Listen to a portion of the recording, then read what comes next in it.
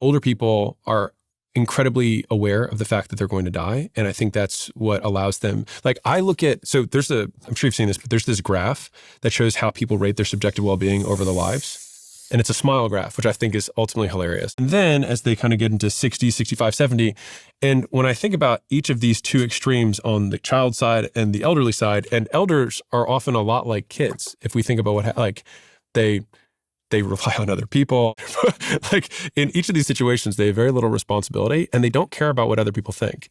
If you see a toddler go out with like a tutu and cowboy boots, it's because like they don't care what other people think. And when you're at the end of your life, you're like, I'm gonna die, dude. And one of the things that I've been very obsessed with is borderline, but probably accurate, is I'm trying to think, how am I going to see the world when I'm 80? And how fast can I get to there now? Because I care more now about what other people think than I will when I'm 80. And I just want to pull as much of that forward as I can, because when I see those 80-year-olds, I'm like, that guy does not give a fuck. And I'm like, I really want that. And so I write a lot about death because like these tweets are notes to self.